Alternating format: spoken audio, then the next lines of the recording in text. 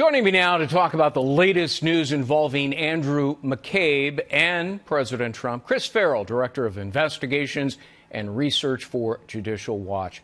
Chris, always good to see you. It looks like the wheels of justice finally caught up with McCabe, although his defense will likely be, what he put in his op-ed in the Washington Post after he got fired. Gee, I was really busy and I was kind of confused and, I might have made a mistake, but I tried to correct it.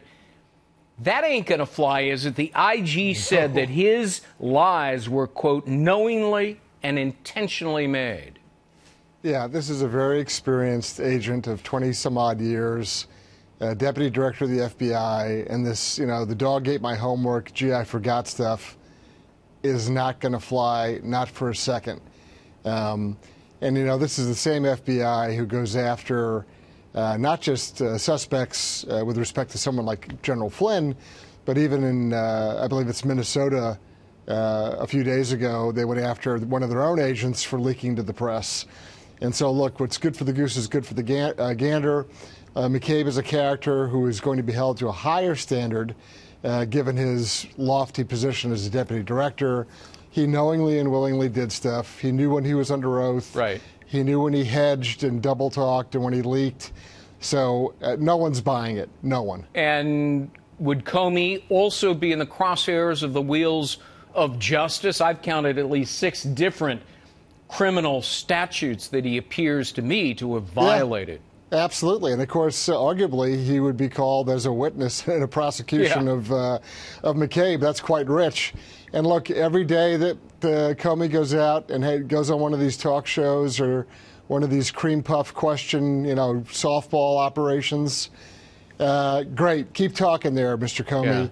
Yeah. He's making it worse and worse and worse every day that goes by. Well, the indictment writes itself. Yeah, it clearly should. One of the things that Comey did that appears to have clearly violated the law is he stole government documents. He sure did. And some of them might have contained classified information, which he gave away to an unauthorized person.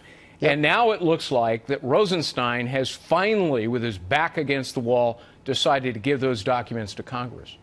Yeah, and I hope that they are made public as fast as humanly possible, particularly since Comey's out there hawking a book that, the foundation of the book or the essence of the documents of the memos themselves. So if Comey can make a few bucks off it, and why can't the American public see what's going on?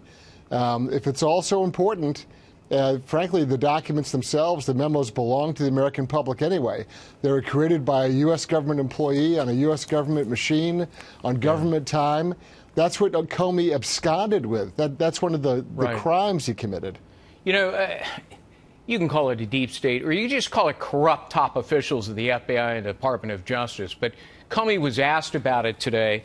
The questioner used the term deep state. Let's put up on the screen. Here's Comey's answer. There is a deep state in this sense.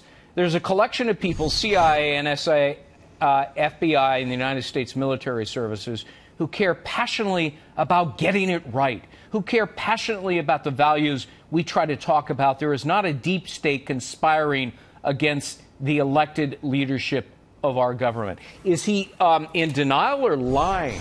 It's another disqualifying statement for Jim Comey. Yeah. I mean, his definition, or his explanation, is the exact antithesis of what the real problem is. And again, this is more self-serving, self-aggrandizing. Only he really knows best. It's nauseating. I mean, this is tough stuff to choke down and listen to. And, he does all this sort of virtue posturing and, holier-than-thou attitude. Yeah.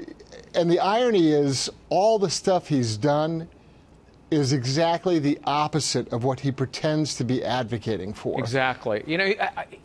He's got this savior complex, like he was going to save the nation from evil, and in his mind, the evil was Donald Trump, and he knew better than everybody, so he was going to bring an end to it.